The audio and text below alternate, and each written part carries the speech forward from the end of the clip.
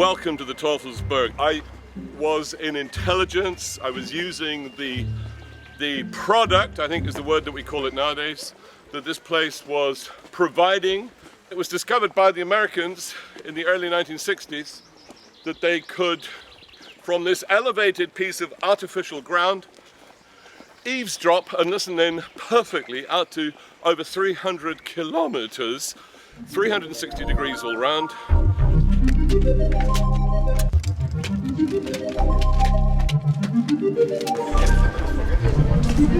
Those domes are called radomes. That's a word combined of radar and dome.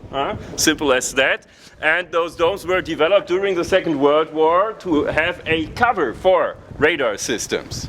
They needed them to prevent the antennas underneath those domes from views, because you could make guesses. What were they trying to listen to when you saw the position of the antenna underneath? Nigel, can you add? No. Like to add something? Yeah. The way that they were working was basically this, is first of all they've got to then intercept radio communications on different frequencies. Some of them were encrypted, and then having intercepted them, they then have to feed them into the next level who are working down below to translate it. Then it goes into the filter, and then the filter is where some smart people decide what's important and what's not. Like, they're all smart, actually, they were all smart. I had great admiration for the people who were working here. This was not an easy job to work up the hill.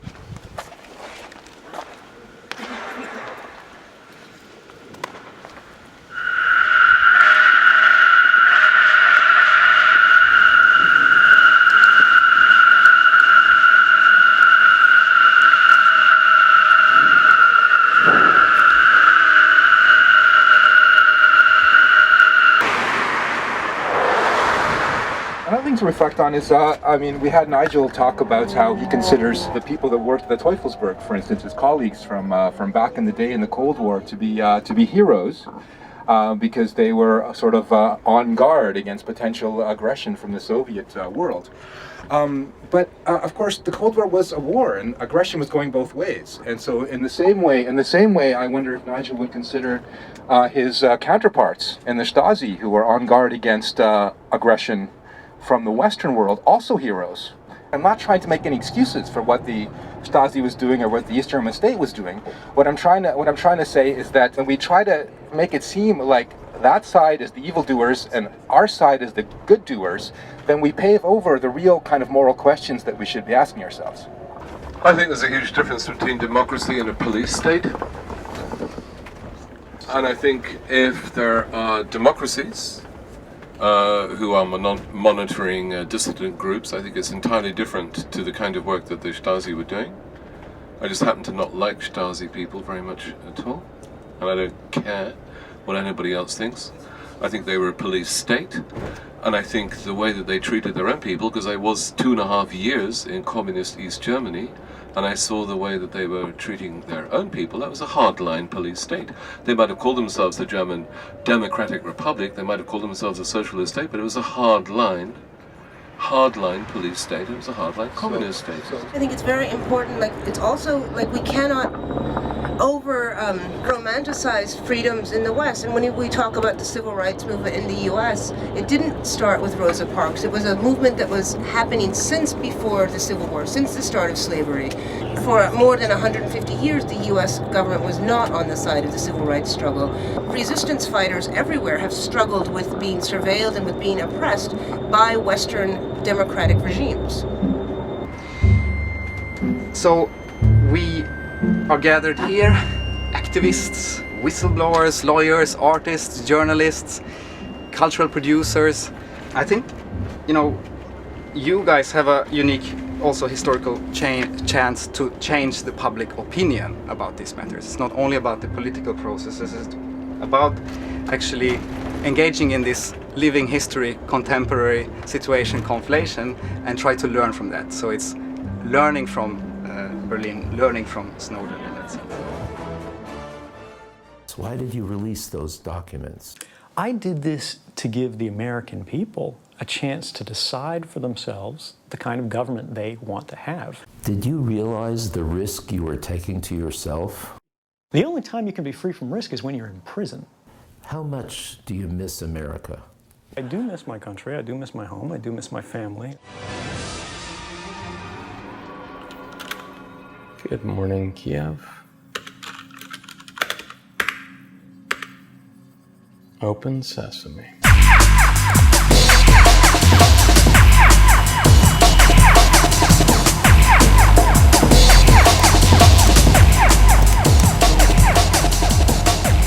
That's cute.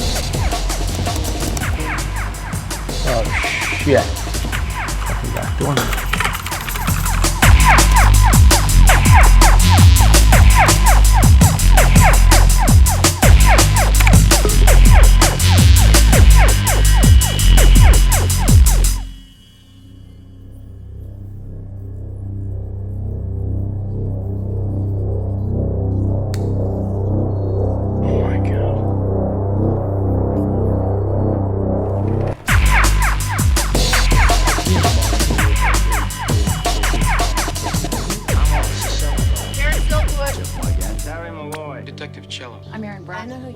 I don't necessarily want that to happen, which is why I've consistently said, you know, I'm not the story here. Catch me on the tube. I'm going to be a big star. So I just want to get a sense of why did you decide to do what you've done? They're injecting a virus into the dextrose. They poisoned people and lied about it. Fucking system's corrupt. The highest ranking law enforcement officer in this country is a crook. It all comes down to state power against the people's ability to meaningfully oppose that power. It was more serious than you were ever led to believe.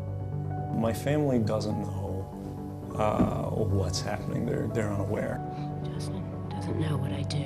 Because of the risk of associating them with this. You want to be free and unattached, to go on fighting for your cause and keep torturing yourself. I'm trying to keep you from getting hurt. What more do you want me to do?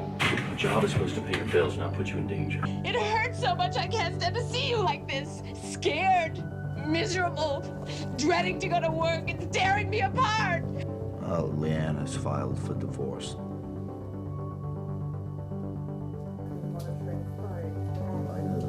Are you getting more nervous? I mean, I'm always nervous. Sometimes I'm scared shitless. I'm really uncomfortable with this. There's some things that are going on here. A lot of people are watching me. They know I know a lot. Have you been threatened if you tell the truth?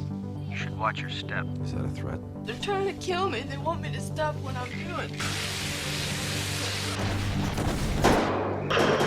If you got vital insider stuff, the American people for their welfare really do need to know, and you feel impelled to disclose it and violate your agreement in doing so, that's one thing. On the other hand, if you want to honor this agreement, then that's simple. You do so. You say nothing, you do nothing. There's only one guy who can figure that out for you, and that's you. Man, I'm not afraid. I don't give a fuck who knows. I don't care if I'm in trouble. I don't care who gets it anymore, including myself. I'm not afraid of you. You know, you're not going to bully me into silence like you've done to everybody else. And if nobody else is going to do it, I will. How much did you tell him? Everything. Take care.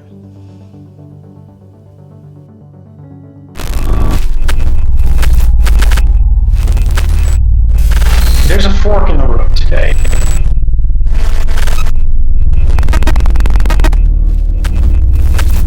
If we don't do anything, if we go along with the status quo, we're going to have a mass surveillance world.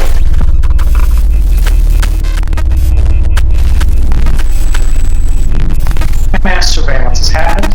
It's been admitted in the United States and many other countries. The UK uses these same, literally NSA-provided programs, infrastructure.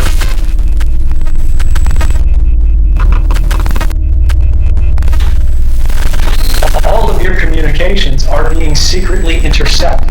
They are being stolen. The government doesn't want us to know what they're doing, how they're interpreting the law, how they're redefining the boundaries of our rights and our liberties without our involvement.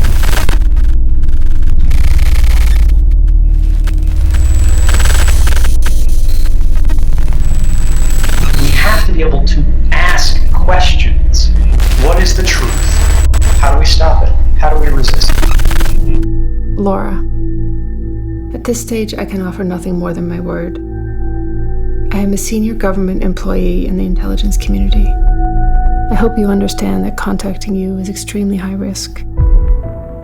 For now, know that every border you cross, every purchase you make, every call you dial, every cell phone tower you pass, friend you keep, site you visit, and subject line you type is in the hands of a system whose reach is unlimited, but whose safeguards are not. In the end, if you publish the source material, I will likely be immediately implicated. I ask only that you ensure this information makes it home to the American public. Thank you, and be careful. Citizen 4. Sorry, I don't know anything about you. Okay, I work for... Sorry, I don't know your name. Oh, sorry. My name is Edward Snowden. I go by Ed. Edward Joseph Snowden's the full name.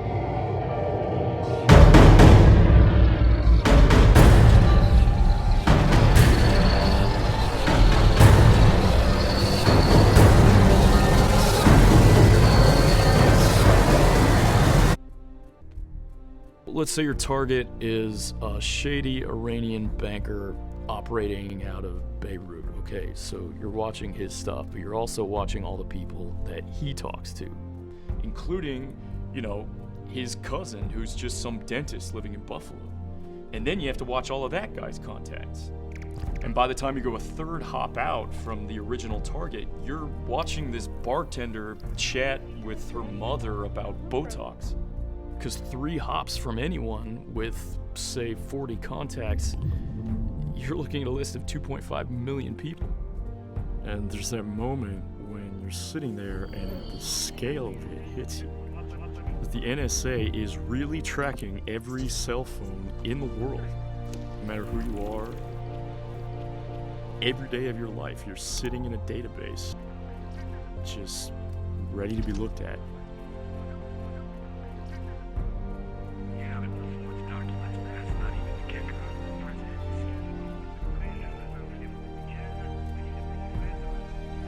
Not just terrorists or countries or corporations, but you. The only thing that restricts the activities of the surveillance state are policy. And because of that, a new leader will be elected. They'll flip the switch, say that because of the crisis, because of the dangers that we face in the world, you know, some new and unpredicted threat, we need more authority, we need more power, and there will be nothing the people can do at that point to oppose it, and it'll be turnkey tyranny.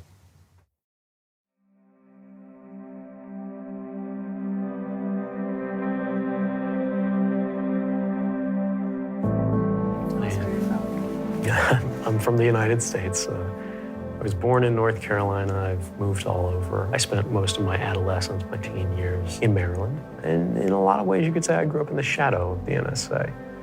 I always thought I would work there because that's what everybody in technology seemed to do. My father worked for the military for 30 years. My grandfather retired as an admiral.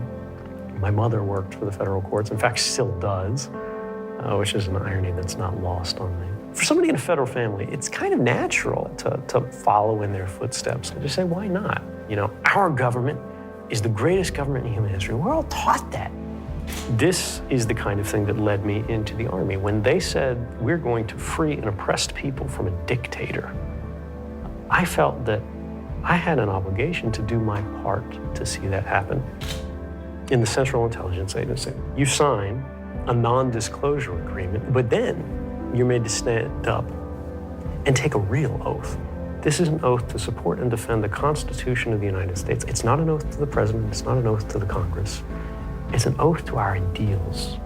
When the government says you can't say anything about the classified information that you work with, But that classified information conceals violations of the Constitution of the United States, a fact which has now been upheld by courts. What would you do? Breaking news out of Washington's going to outrage a lot of customers of one of the country's largest communications companies. The National Security Agency is keeping track of the telephone records of millions of Americans. My name's Ed Snowden. I'm 29 years old. I work for Booz Allen Hamilton as an infrastructure analyst for NSA. I was so scared. The apparent source who exposed the government's top-secret collection of phone records has revealed himself. Tonight, The Guardian has posted an interview with that intelligence contractor. Lindsay and I met something like 12 years ago. She had no idea what was coming. I couldn't tell her, because if I did, the government could go after her. Can you imagine someone you've been with for years showing up on TV? And it being obvious that they'll probably never come home again. I think it was really hard for her. But instead of leaving, she came back. And that was something that reminded me just how lucky I am. Are you proud of your son? I am absolutely proud of my son. Proud of him, it could bring me to tears. I'm so proud of my son because I know what he sacrificed. Does he have any regrets at this point? He said he has absolutely no regrets, none. If our laws mean something different than what the majority of the 330 million Americans believe them to mean, we've gone to a place that is actually anti-democratic. I believe we need a new approach. I am therefore ordering a transition that will end this program as it currently exists. The U.S. Appeals Court has ruled that the NSA's massive collection of phone records is illegal. Call it Edward Snowden's legacy. The U.S. Senate nixing the extension of Bush-era guidelines that grant broad snooping powers to the National Security Agency. The so-called USA Freedom Act ends the government's bulk collection of phone data.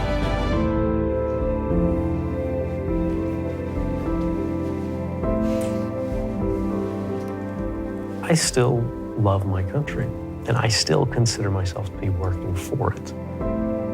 To serve your country, sometimes you have to disagree with the government. And that is not traitorous. That, I would say, is patriotic.